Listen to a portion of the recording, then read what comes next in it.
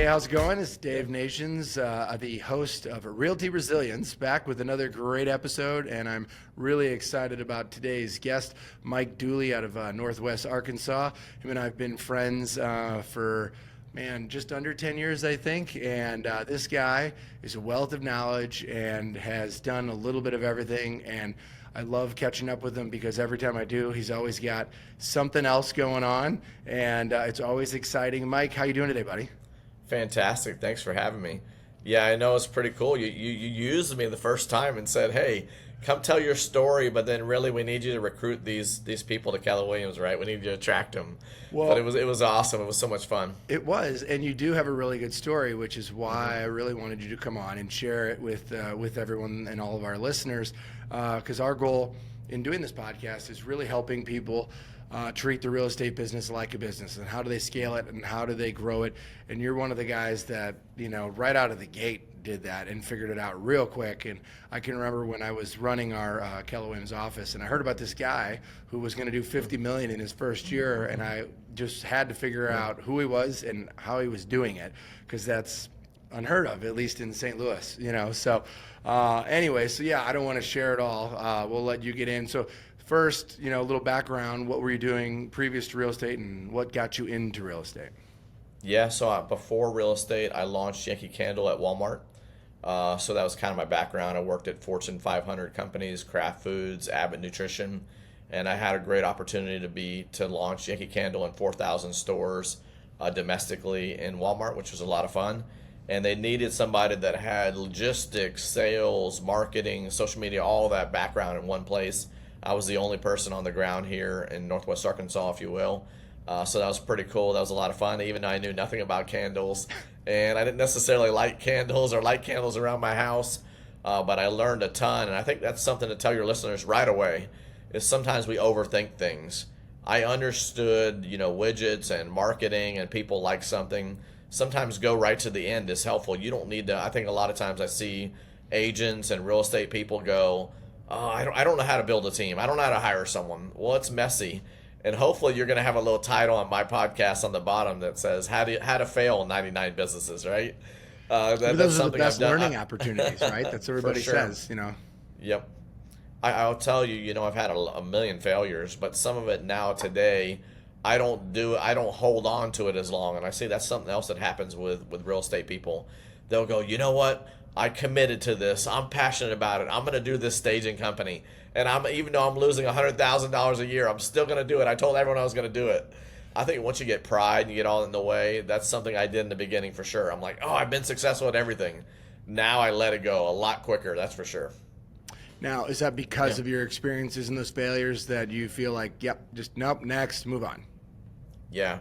I'll tell you, Gene Rivers is a great guy, and hopefully you have him on the show eventually. But my lucky number is number 7, so I think I need to be episode 7, just so you know. We might have changed that around. Okay, but I'll work on that. Gene Rivers told me this one time, which I just love how his mind works and just, methodical and makes it really simple. He said, any new business that you're going to start, pick a number. So, for instance, one of the numbers that I go with is $250,000. Can that business profit $250,000 in a year? So staging, for instance, let me just grab that as an example. So we all know, we always think, oh, I'm going to get the staging and then I'm going to get the listing. You really a lot of times already had the listing. You're just putting on the staging and you're almost like giving it away for free. But what we found out, though, how many houses would get to stay? Say the margin's $500. We'll just go with that, on staging. By the time you have storage units and furniture and people moving it and Sprinter vans and all these things we had. Well, if it's $500, well, how many $500 would I have to do to make $250? And once I finally did that math, I just said, you know what, is this worth my time or is this worth my exercise? How much am I going to have to replicate this? So I'll give you an example. Costco, people forget about this, 86% of their revenue comes from memberships only. They actually never have to sell a product. So genius. It's genius, So if you look at the biggest companies in the world, they're all membership based. Now, if I would have done this, I would have had a staging company that you paid me $50 a month, and then I always stage your house all the time, even when I wasn't selling it. And then I had 1,000 people that had a home. Well, wait a minute. Now I'm making $50,000 a month, and then that makes sense. Well, that might actually be a future company. So see, that's thinking differently. And one of the books I'll drop for you too and your listeners, 10X versus 2X. If you have not listened to that book, I highly recommend it. That was really game changing for me too, saying, well, say I said, hey, Dave, you and your team are going to do $1 billion this year. And you're like, well, that's only been done 2 or 3 times, you know? And I was like, well, in St. Louis, where you live, well, how many $100 million hotels, office buildings are being sold, or multifamily? Well, a lot if you really look at it. Well, you only need to sell 10 of those and you got $1 billion team. Well, that's thinking a little bit differently, right? But we always say, oh, what's my average price point? And then we're like, oh, I did my annual planning and it's $300,000 and I'm going to raise to $350,000. Well, you know what? We just got to work a little harder to sell a $350,000 house. But what if we just said, hey, let me sell 5 $100 million houses? Yeah. Well, that's a different story, isn't it? You know what I mean? So it's just thinking differently. So a lot of this game and things that I've learned along the ways, and I'm going into my 9th year, which is wild. So we've met each other about 9 years. We've been friends, which it feels like 20, which is pretty cool. And that just says what a good dude you are. And whenever I go to St. Louis, I'm like, I'm staying at your house. Even though, you know, obviously most people stay at a hotel. We have the most fun. And I challenge any of your listeners, stay at people's houses. You really get to know each other, really hang out, and you get a bond because you get to know family. And that's what this is about. I think real estate is a family business. Yeah, and I probably answered none of the questions that you wanted me to. I just went on. So. No, it's great. I mean, we're 5 minutes in, and I feel like you've already dropped a ton of knowledge on this episode, so it's great. But you were talking about, you know, how, you know, what you were doing leading up to getting into real estate and just, you know, thinking differently. And I think that that's huge. And I think, honestly, in real estate right now, the way that the real estate industry is going, you do need to be thinking differently, right? It's evolving incredibly fast. So if you don't mind, you know, since you were talking about the Yankee Candle thing, and then what happened after that that got you into real estate, or was there something else before that? Yeah. So I was about to turn 40, and I was about to have my second daughter, and I said, you know what? 40 is kind of that, I don't know about you, for me it was kind of that pivotal time saying, is this what I'm going to do for the rest of my life? You know, the average age expectancy for male is like 78 years old or something, you know, so it's not, life's not over, but you're kind of at that peak and you're going down the other side. And I just said, you know, I've had great jobs and great careers, but if I want to tell my 2 daughters, be whoever you want to be, well, dad's not doing that. Dad's at kind of a good job, safe job, but it's just safe. If I really want to change my life and their lives, I need to do something differently. And I heard a podcast or it was a book or something that said the top 1%, 24% of their portfolio is in real estate. And I said, how do I figure out a way to get in real estate? That's where it's happening. If you know, there's a lot of stats around there that talk about the top 1%, they're entrepreneurs, and there's like small percentages that inherited. And for the most part, people have started businesses that have been in real estate. My father-in-law is a custom home builder here in Northwest Arkansas, one of the best. He's been here for 50 years. He builds 2 or 3 homes at a time. So I approached him and said, hey, I'm thinking about getting into real estate. Would you maybe build some specs and let me sell them? You know, because that's kind of what you see on TV, you see all that stuff. And I think he said, yeah, let's do that, you know, but it was kind of one of those, yeah, let's do that. I think he thought my wife, Cody, would never let me get my real estate license and never leave a W-2 job. So I think that's something for the listeners too. Here's something I would tell you. When you have a W-2 job, what do you get? You get an annual salary. They say you're going to make $50,000, $100,000, $200,000, whatever it is. They don't say, here's what you're going to make each house you sell or each month or each quarter. But why in real estate do we automatically go, what's my split? What's my commission? What's all that? What am I going to make a year? Why did that change? So I think that's something for the listeners to think about too. This is the business. Just so you know, you don't even go to McDonald's and say, hey, if I sell 7 burgers, how much am I going to make? No, you know how much you're going to make in a year. So treat this like a business and say, okay, what's my great call, because so many people will go, well, what's the split?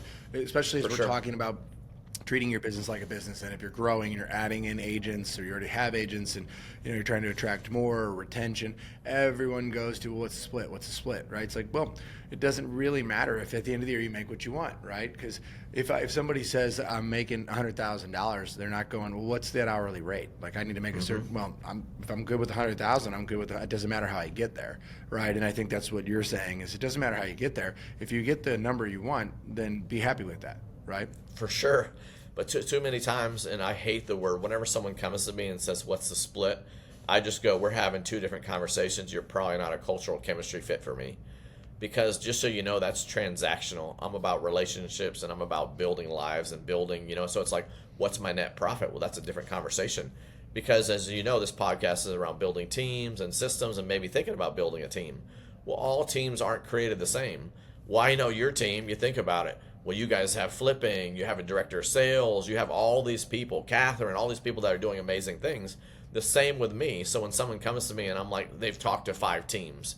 Well, I'm like, well, tell me about their organization. And they're like, well, they just had one rainmaker, but he promised to give me all the leads.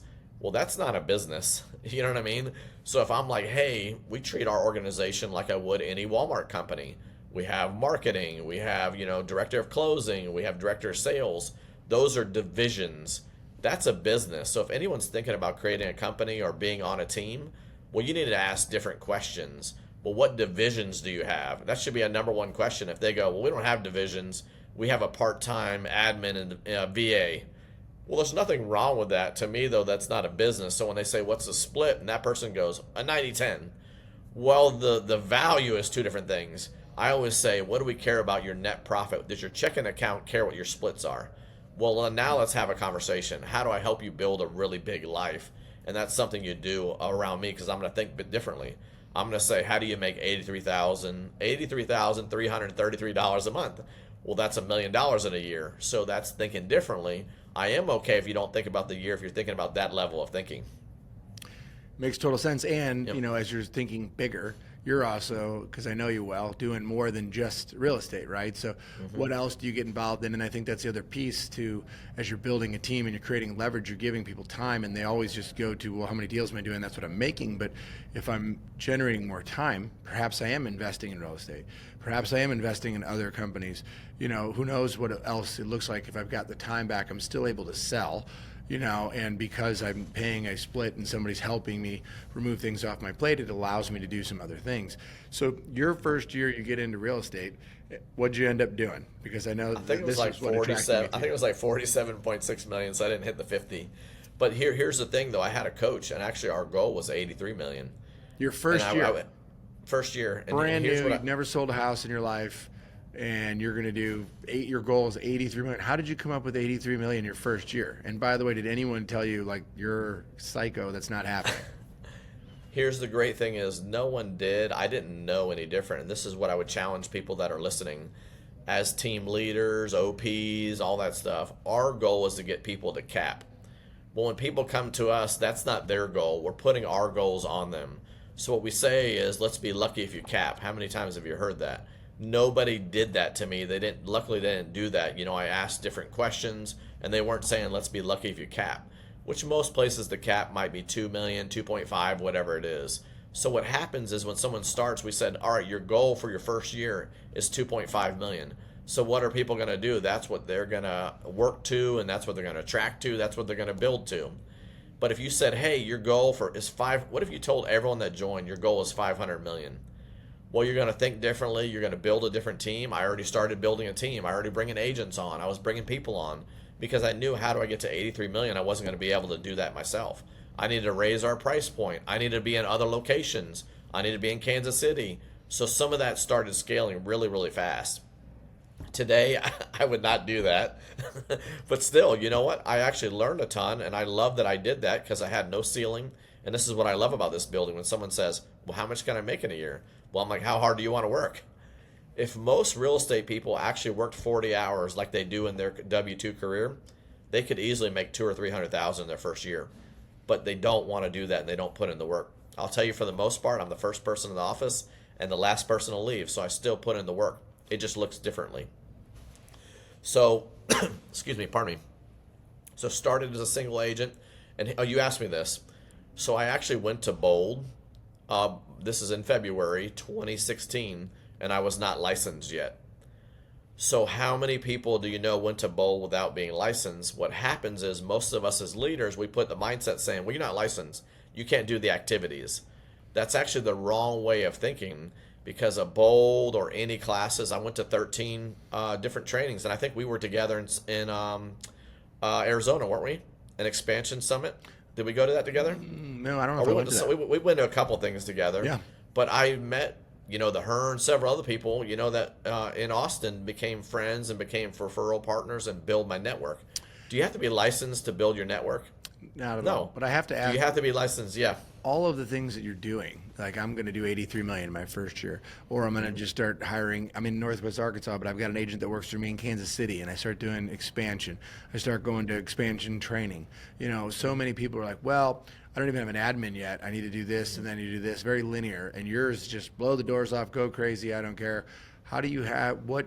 Where'd you get that mindset, that thinking that allowed you to think so big and not be worried about like whether this was going to work or not? You went in thinking like, yeah, we're going to do this. This is what people are doing. This is what you're supposed to do, and I'm going to do it.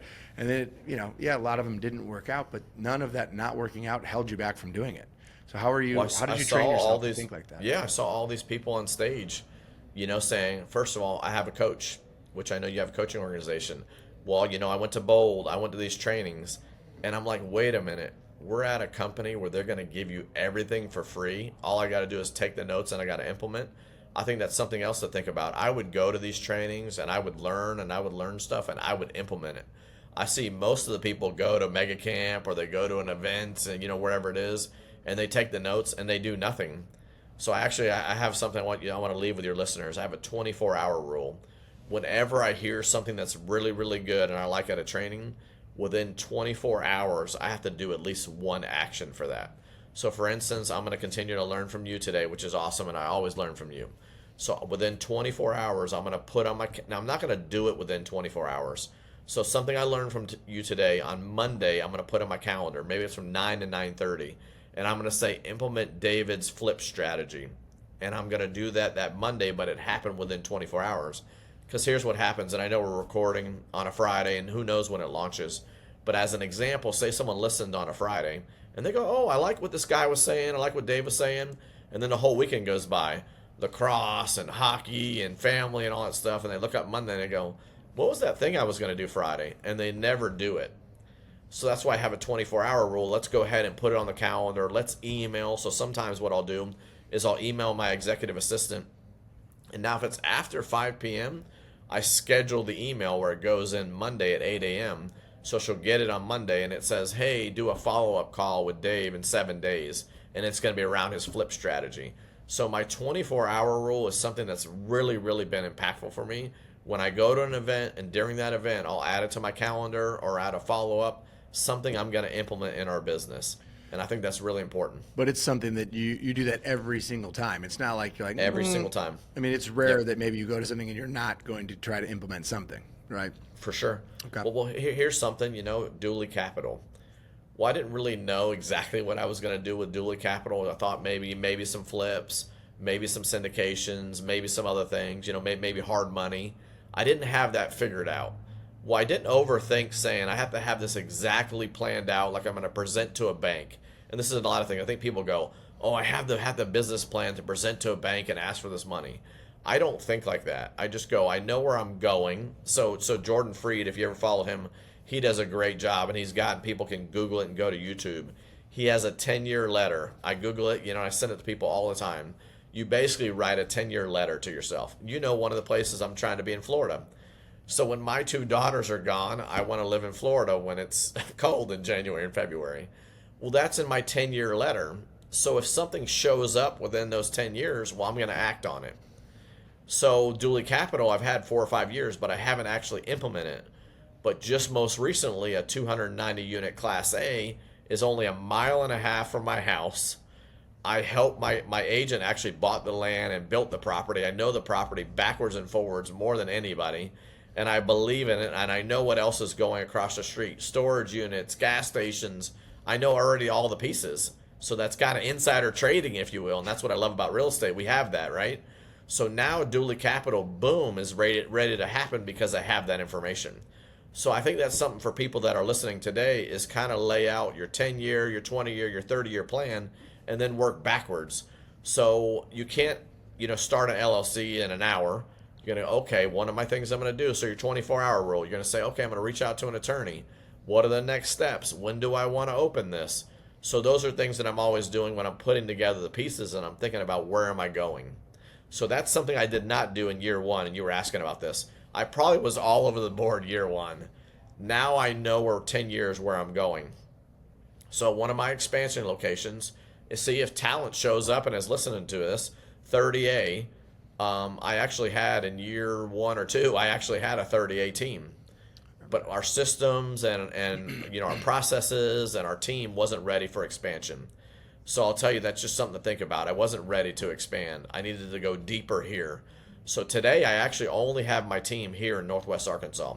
Now we're still doing, the last 3 or 4 years, we're doing about 100 million every year, which is still a great business, But now our path is we're going to do 150 million this year, and we methodically work backwards. What does that look like?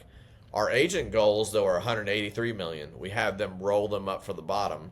So you see, we allowed a little bit of space to say, well, what if an agent doesn't hit their goals? What if we lose an agent? All that stuff. So we're still going after 150. So I'm curious, the first year you said you did 47 million. How many people were with you that first year?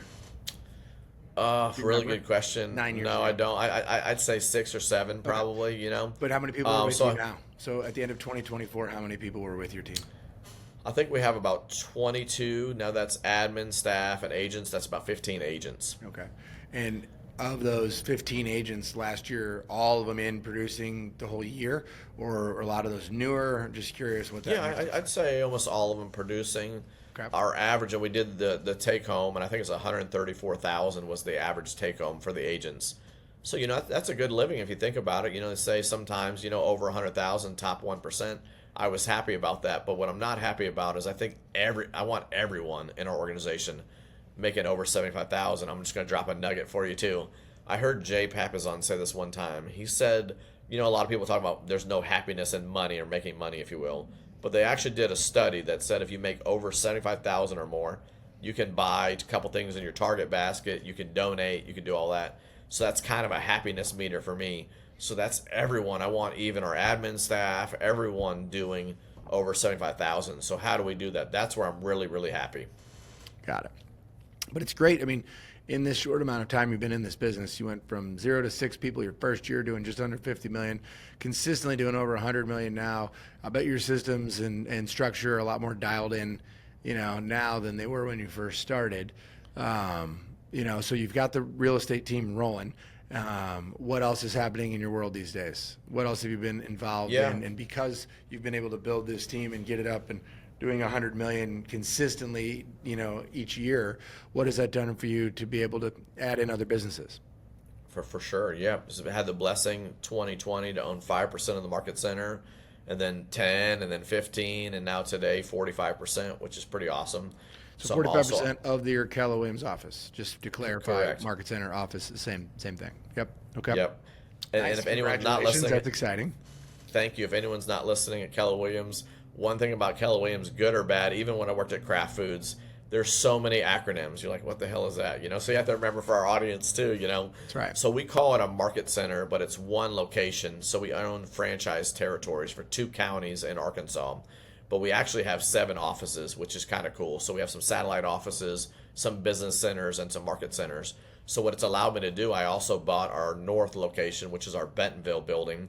So that's an 18,000 square foot building.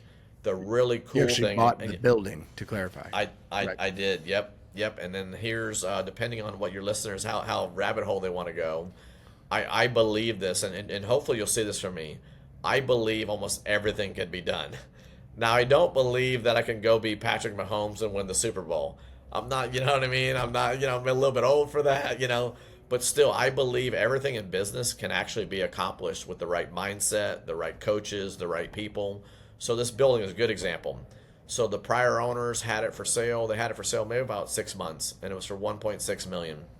And I told my wife, I said, if we're really going to do this thing, we're going to do real estate, we're going to own it, we're going to lead, we're going to do a lot of things and be around a lot of great people, we need to own this building. And she said, I'm not good with you having $350,000 of liquid dollars to give away at this down payment of this building. And I said, well, me either. I'm not going to do that. I'm going to give them full price. So if you're listening, a Millionaire Real Estate Investor, I highly recommend listening to that book. And what one of the authors, Gary Keller, said in there is be ready to act, be ready to be an investor. So I said, I'll pay you the full price, 1.6, but I want you to own or finance the down payment. And so it was listed, remember, for 6 months. So they didn't have any bites, they didn't have any offers. And they go, yep, we'll take you up on that. Most people would never ask. So that one thing, hopefully you listen from me, is I always ask. And I tell everyone my goals. Dave, you probably know 1,000 of them. If people are in your life, they need to know what all of them are and what you're wanting to do, because people really want to help other people. They do, for the most part. You know what I mean? They want to help people accomplish their goals. Well, if you just hold it inside or it's on a piece of paper at your desk but no one sees it, how are they going to help you accomplish it? So that building is probably worth $4 million today, and I bought it in March 2021. So think about that. Was that a good opportunity? Of course, that was a blessing, and that was just knowing. And you financed your down payment. I did, yep. And then now we've renovated the building, and the other people, now it's all financed through me and through a bank, and I still haven't really put $1 in it, which is pretty cool. I am going to have to actually put a roof. The tornado hit it, so I have a little bit of that, but still, you imagine that equity growth. Think differently. That's the theme here today. Sure. Yep. But hey, I'll add one more quick thought on that building. So the Walton family, people are familiar with them, so that's Walmart, if you will. They're really into mountain biking and into biking, and that's kind of our area. Well, they just bought 183 acres right behind my building, and they're going to turn it into gondolas and do all this stuff. But when they've rezoned that whole area 4 stories or higher. So here's hopefully the difference you'll realize. I believe it in my heart that I can do anything, if you will, if I have the right coaching, the right education, I'm reading the right books, I'm investing in myself. I actually believe I could scrape our building and make it a 4-story or 5-story building. Here's how I would do that. I'm in real estate. What if it took me 2 years, but I actually went ahead in the MLS tomorrow and said I'm pre-leasing floors? And I went to whoever, Kellogg's, I went to Kraft Foods, I went to all these companies that work with Walmart. And they each took a floor. And then I went to the bank and I said, hey, I have it pre-leased for all 5 stories. Can I renovate and build this building? They're going to say yes. So that's something that's on my next 2-year plan, is to go ahead and make a 4 or 5-story building. See, I told you, every time I talk to you, it's something new. There you go. Now you're building buildings. Now, obviously there could be hurdles, but I don't let that. So what if I pre-leased it, and this is maybe just for failures for people listening. What if I got it out there and maybe I only got 2 other tenants, and maybe I can only do a 2-story building? Well, now I have a 2-story building, though, that's a legacy product that I'll maybe never put a payment in, and I can own forever, a 2-story building versus a 1-story. So people would say, how do I double my revenue? Well, what if they said, oh, my ceiling and my rents, I can only increase it 3 to 5% every year. But I said, what if I double my building size? Now I have a 36,000 square foot building. Well, that's one way. That's 10x versus 2x thinking. Now I just doubled my revenue. There you go. So you've got the team, investment in the market center, the office. You had a marketing company. I know you think you rolled that in with somebody. You had the invention, the easy sign, right? Is that still out there? Yes, it is. Yep, a very great blessing. And that's just maybe another lesson for people. So it was, a lot of people said inventions are expensive, patents are hard, all that stuff. One of the number one reasons that I did it is I want my 2 daughters to think differently, kind of what you're talking about, think differently. How many people in your life, when I started talking to people, interacting, even my mother-in-law, she's an awesome, brilliant, smart person, and she had this invention idea 25 years ago. She didn't do it, you know what I mean? Because there was these limiting beliefs, especially at that time, that said, well, you're not a company, how are you going to invent something, who do you know, that kind of thing. So I said, I told my wife, no matter what, I'm going to make one of this item to tell my daughters they can do anything they want to do, they put their mind to. And they can be an inventor, or they can be whoever they want to be. That's the number one reason that I did it. So when I would drive around town and I go, there's an easy sign, now it's kind of like I go, guess what, girls? And they go, we know, an easy sign. Yeah, but do you think that they saw what you wanted them to see, which was that you put yourself out there and you made something because you put your mind to it and you just wanted to do it and prove that to them, and they see that that is possible? 100%. So about 6 months ago, and this is where I was going, thanks for setting me up. Evelyn, my oldest daughter, she's 12. We were driving, and she, those lead pencils and all that stuff. Well, they kept at her desk falling out all the time, or in her bag falling out. And she goes, Dad, I have this invention idea. Here's what I drew out on a paper. We're going to create a sleeve that goes over the lead pencil holder so they don't keep falling out all the time. We can do them in different colors, and people can name them or do all that stuff. Think Pokemon or whatever it is. That to me was life-changing, because now I have a daughter too that's saying, you know what, they're just not with the status quo, and they're just going to say, I can't do something. She's 12 and she's already going, hey, Dad, I came up with an invention idea. That's a skill she'll never lose, and that's why I did it. Have you patented that idea yet? No, we didn't. My wife, and I'll just tell you, this is a funny story. If you know Cody, I love her to death, but she's always like, whenever my kids have an idea, even making bracelets, they were making bracelets. And I go, oh, let's create a website, let's create a store, let's do all this stuff. And she goes, slow down, they're just making bracelets for their friends. So sometimes you have to tether that too. So hopefully listeners know you got to take the good or bad with me sometimes, because I can take it to 1,000 degrees. And I would tell you, through my 9-year journey, I think a little bit differently now, a little more methodically. Back to what I was saying about Gene Rivers. Can the company make $250,000? Also, I have like 9 jobs right now. So I haven't got to all of them yet, but here's one example. How much of my time is it going to take? About 5 hours, so if you can get it in within that. Yeah. So what's my time? So also, do I enjoy it? Will I make money from it? Will I help people with it? So those are things that I'm thinking about now in my roles. So one other role that I have, I just became in December 1st, a Director of Strategic Growth for the Greater Heartland region. So those not with Keller Williams, that's 5 states. That's Iowa, Nebraska, Kansas, Missouri, and Arkansas. And we have about 6,500 agents there, which is pretty fun. So a lot of my role, though, is growth.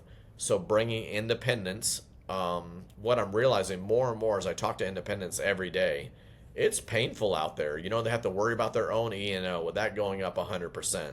They have to worry about rent for their agents. They have to worry about agents not coming into the office. And I love what you're doing here, Dave. You're doing a lot of coaching. You're going to have an 8-step plan to some things coming. I don't want to get some of that out there, you know, but that's some of the things that you have in the pipeline. So you think about an independent. Well, here's what I've learned. Their ceiling is usually their founder.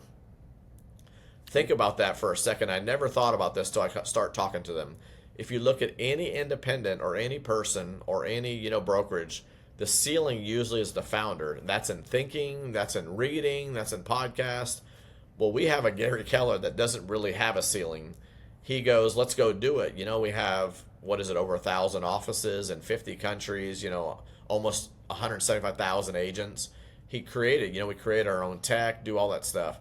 And it's not that he is great and he is amazing. If you're listening, though, what I want you to hear from that is that he thinks differently and he teaches his people to think differently. So that's why Dave and I think differently, because we go, oh, we can create that. We just need a system and a model around that. So what I realize with these independents is when they're the ceiling, if their people say, hey, I want to have 20 offices, well, they only have one, they're going to be the ceiling and go, well, let's start with 2 offices, versus having that 10x versus 2x thinking that said, well, what do 25 offices look like? Well, what if you did that and they were in Chick-fil-A's? So if I told you right now, Dave, I'm going to start a real estate company and it's going to be in every Chick-fil-A in the country.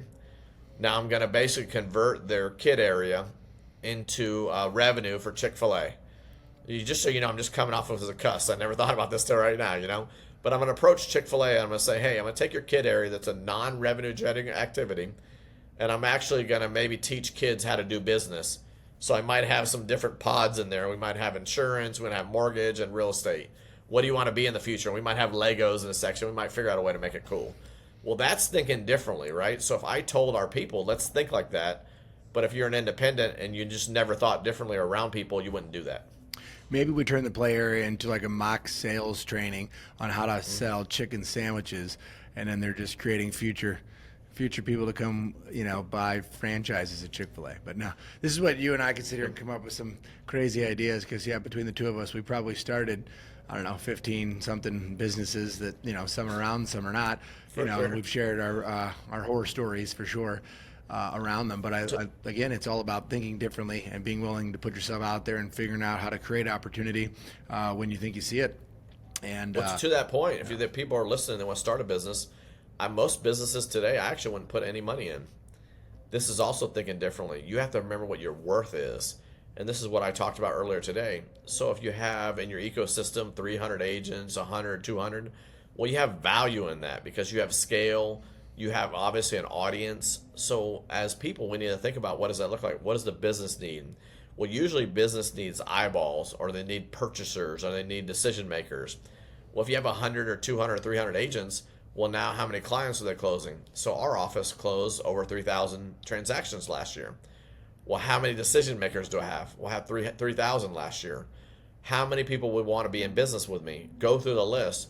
you're a dumpster haul-off company, you're a porta-potty company. Just go through the list and you're like, wait a minute, you have 3,000 transactions now I can get in front of those people? Well, that's scalability, and now we're winning together, and we can partner. Now you have something to partner. So I think a lot differently. I don't necessarily need to use my cash to start any business. Today, now I can use my intellectual property. Which is great. So again, if I'm an agent and I'm going out and I've growing a team and I've got an admin and a buyer's agent, or whatever the size team is, your point that I'm hearing you say is that as I grow that and scale that, I'm opening up doors for other people to come in and get them in front of my team, in front of my business, in front of my clients, right? If I'm selling 200 as a team instead of an entire office at 3,000, let's say I'm selling 200, 300 deals a year, what lender, title, inspector, survey, all of the guys wouldn't want to get in front of that group. And how can they support them? How can they help them? I don't need to do anything, as far as paying somebody to come in or doing, they're going to want to be here. And then how can we work together, or that's where the whole ancillary businesses really come into play. Once you then really start growing it, then, hey, what would it look like if I had my own in-house lender, and now we're helping them buy the house and sell the house. We're also helping do the loan. What would it look like if I brought in title, and now I'm running the title and I've got the lender and we're closing. Now I'm doing one deal, getting paid 3 times, and it's just continuing to create more efficiency, more stickiness, all of that. But all of it starts with you building that business and creating the leverage and creating enough business there that you're then attracting people to you, right? And For sure. The idea of wanting to do these businesses with you because of what you've created, not because you got millions of dollars and you're just like, I'm just going to pay people to do this. It's because of what you built, right? And For your sure. experiences, your track record, your reputation, all of those things come into play. And then people go, how do I get to hang out with this guy? I want to work with you. You're incredibly well connected, and it's that networking, everything, right?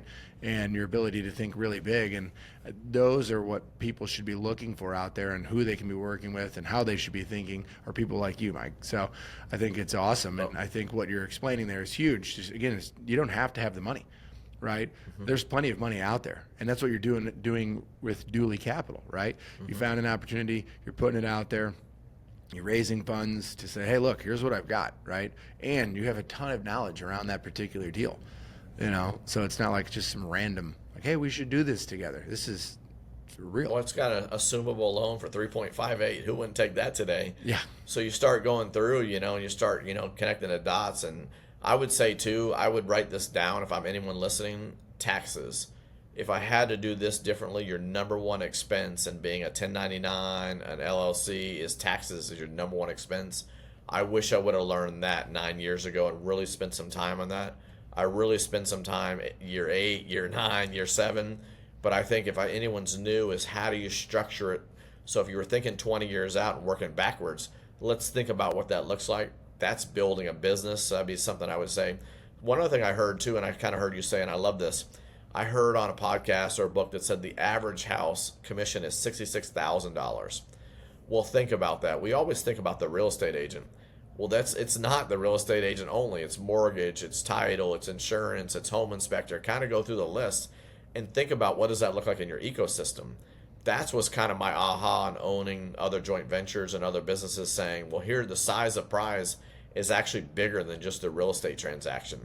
So one other thing you said too, we always classify people usually maybe as a buyer's agent or a listing agent or whatever it is, or an ISA. One of the things that I really want to work on with our team is changing that to be a real estate advisor. Here's the great thing is, because whenever you go to an advisor, and I know your father-in-law was in wealth management and advisor, see, I listened to you, and he knew that and grew an amazing business in life from doing that. They didn't come in and say, hey, here's $10,000 and I want you to invest in Walmart stock. He asked better questions. He said, okay, why do you want Walmart stock? What are you thinking? What are your end goals? If we did real estate really as advisors and asked better questions, a perfect example, I was meeting with a client this week and they said, okay, we're gonna sell this property for $4 million and we want to buy something else for $4 million and we want to pay cash and be nothing. And I asked better questions and I said, hey, have you ever thought about this? What if we took the $4 million and we actually put it in a mutual fund or a growth stock index fund?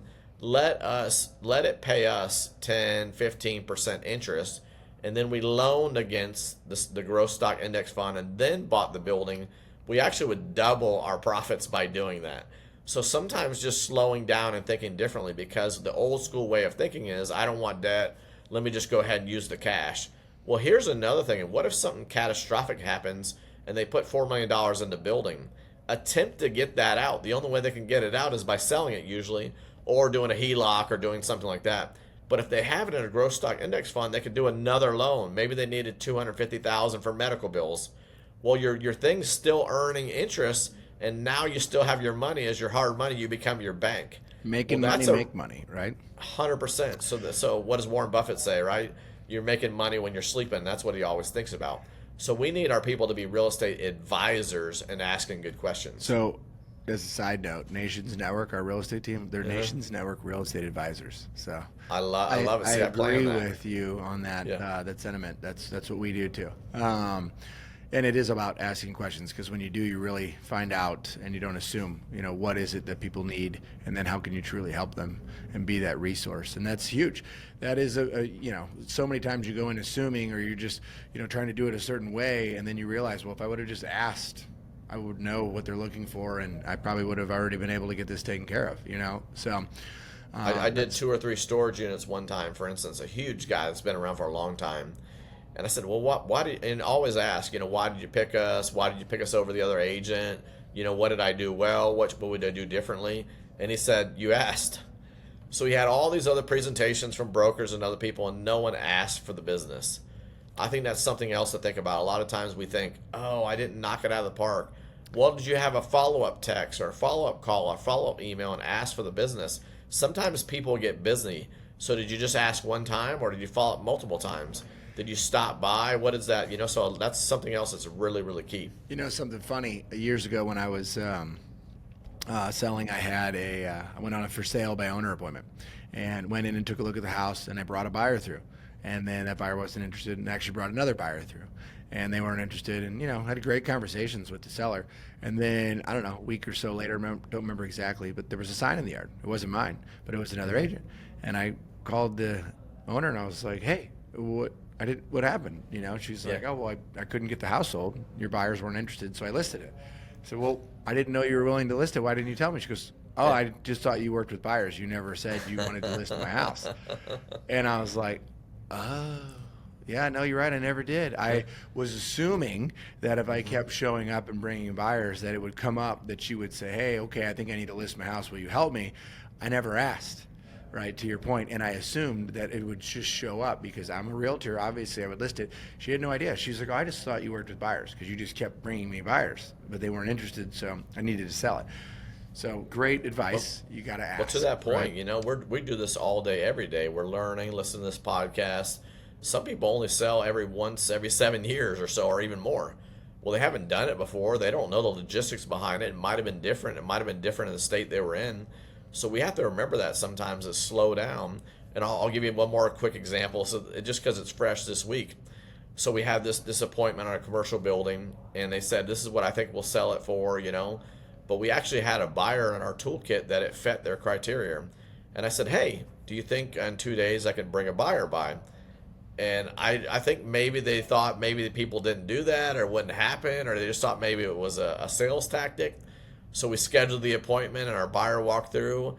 So then the next day they were like, oh, we were caught off a little bit off guard because our whole organization didn't know we were kind of already selling it. And I was like, well, I was on a listing appointment. You wanted me to bring a buyer.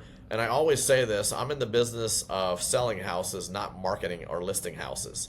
And I think that's something else you should take with you whenever I talk to people. And I'm like, see this days on market? This is 300 days. Just so you know, I will not be listing at this price.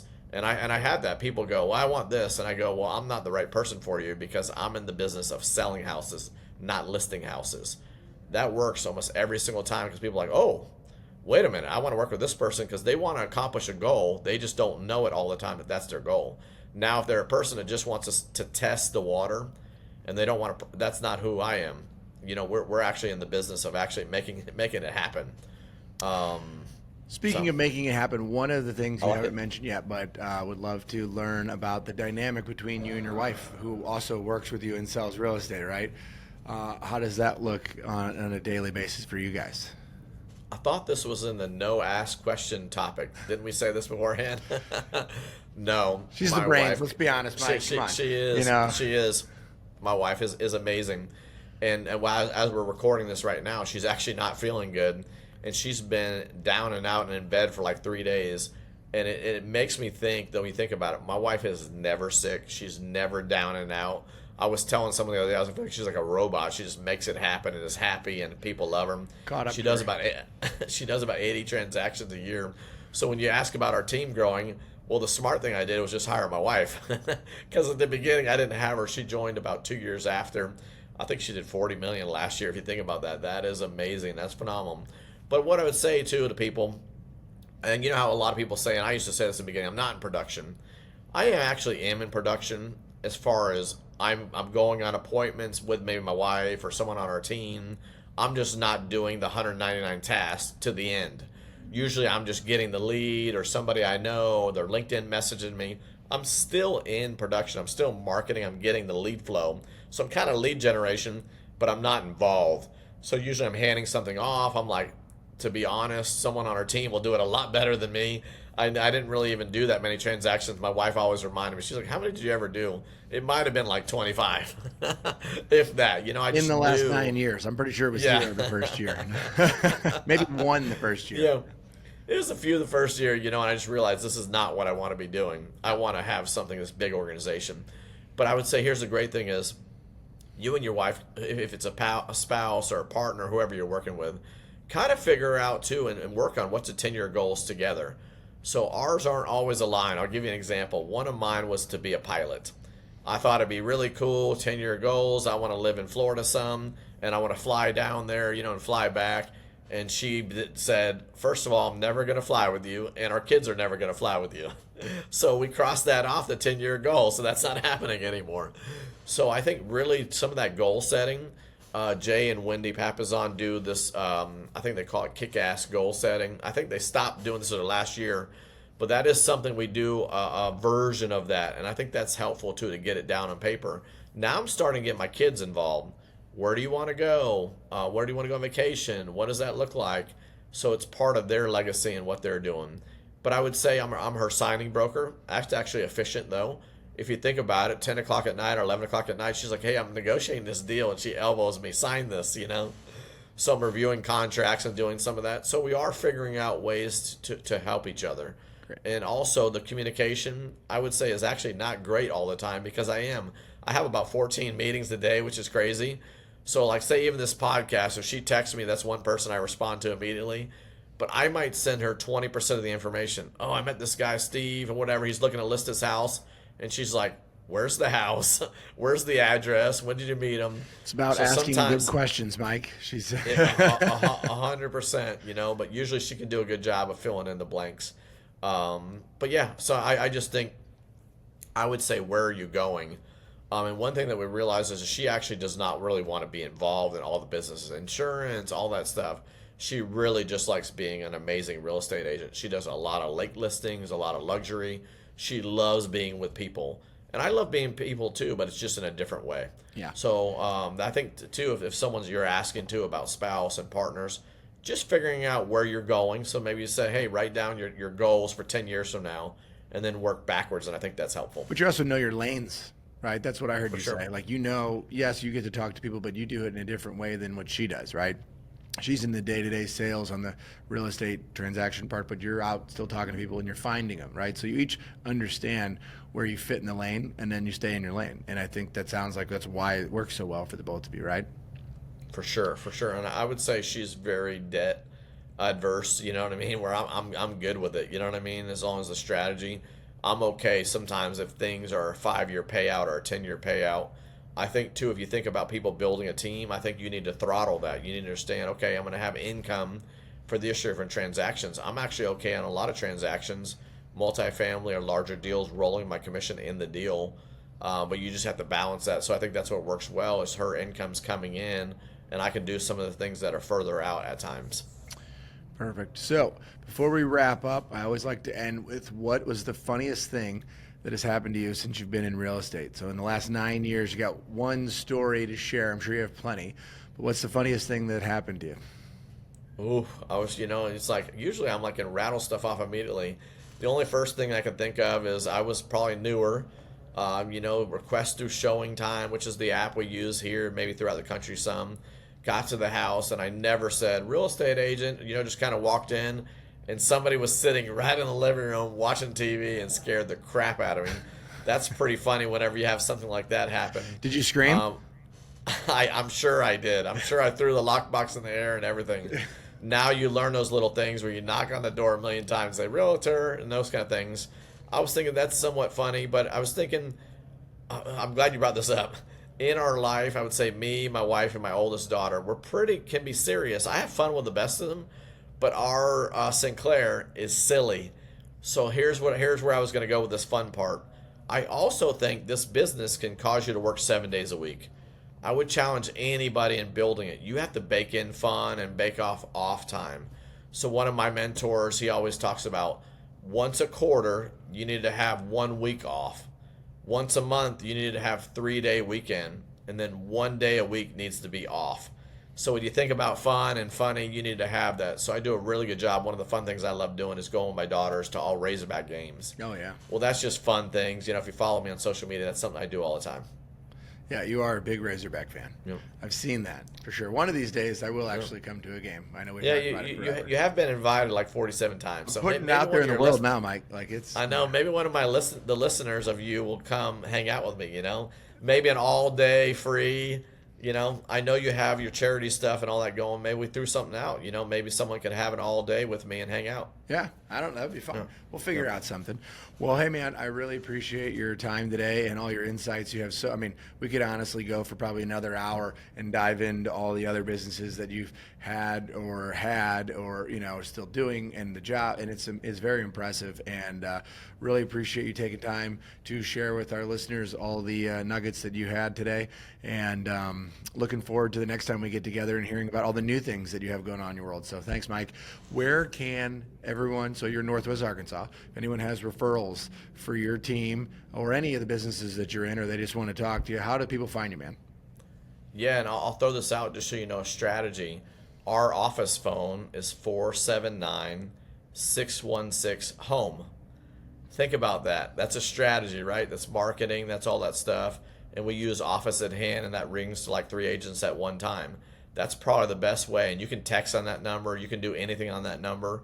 See, that's thinking about a business. So anyone that's starting, I got that phone number 9 years ago. Well, that, if you think about it, that's thinking differently. And most people go, oh, I want to have my one picture and my phone number on a sign. I thought about a business from day one. Before I even had my license, I got that phone number. Perfect. Well, there you go. Now people are going to track you down and probably pick your brain some more. So anyways, appreciate you, man. Thanks so much for being on, and thanks for everyone for listening to another episode of Realty Resilience, and stay tuned for the next one. We'll see you guys.